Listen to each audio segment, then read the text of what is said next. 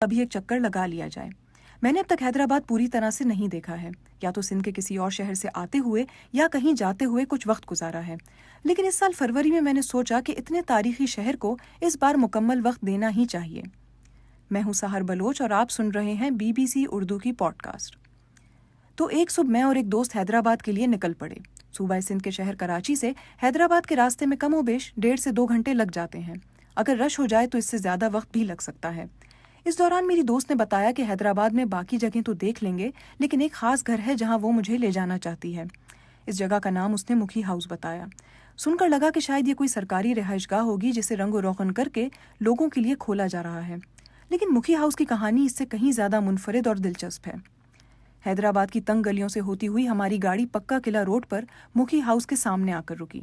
یہ گھر باقی گھروں کی طرح نہیں بنا۔ اسی تنگ روڈ سے آتی ٹریفک کو پار کرنے کے بعد دروازے سے داخل ہوتے ہی سیدھے ہاتھ پر ایک چھوٹا سا کاؤنٹر آتا ہے، جہاں آپ کو ٹکٹ خرید کر اندر جانے کا راستہ بتایا جاتا ہے۔ وہیں سے اوپر کی طرف جانے کے لیے سیڑھیاں آتی ہیں، اور ان سیڑھیوں پر چڑھتے ہی مکھی ہاؤس کی بلند و بالا عمارت پر نظر پڑتی ہے۔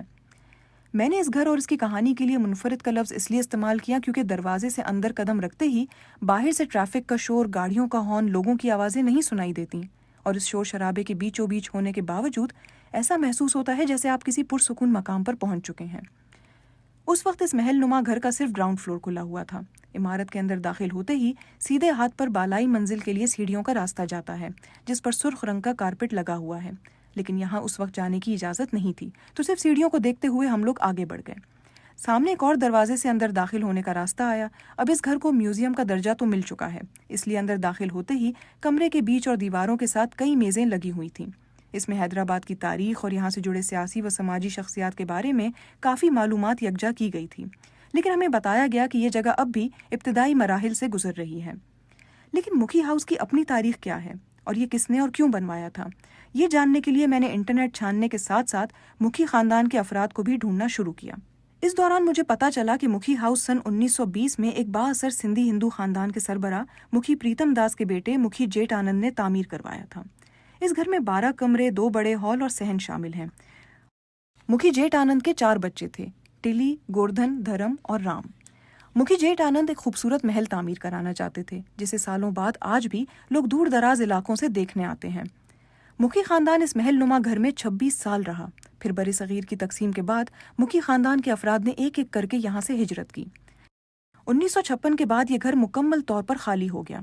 خالی ہونے کے بعد یہاں کچھ عرصے تک ریکارڈ اور سیٹلمنٹ آفس قائم ہوا، جس دوران اس گھر کے 2 کمرے انتظامیہ کی طرف سے استعمال ہوتے رہے، لیکن باقی عمارت زیادہ تر خالی رہی۔ 1970 کی دہائی میں حیدرآباد میں لسانی فسادات کے دوران مکھی ہاؤس کو سرکاری دفتر سمجھتے ہوئے اس کے ایک حصے کو آگ بھی لگا دی گئی تھی۔ اس کے بعد مکھی ہاؤس میں رینجرز کا دفتر بھی قائم کیا گیا۔ پھر کمشنر حیدرآباد نے اسے لڑکیوں کا ہائی اسکول چلانے والی ایک غیر سرکاری تنظیم کے حوالے کر دیا تھا، لیکن اس عمارت کی کوئی ذمہ داری نہیں لینا چاہتا تھا۔ 1979 میں حیدرآباد ڈیولپمنٹ اتھارٹی یعنی HDA نے حیدرآباد کی پرانی عمارات کی ایک فہرست تشکیل دی، جس کے بعد پوسٹ کارڈز بھی چھپوائے گئے۔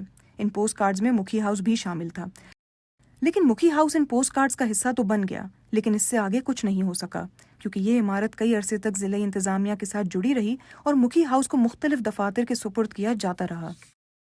مکھی خاندان کے حیدرآباد سے ہجرت کرنے والوں میں مکھی جیٹ آنند کی بیٹی دھرم بھی شامل تھیں۔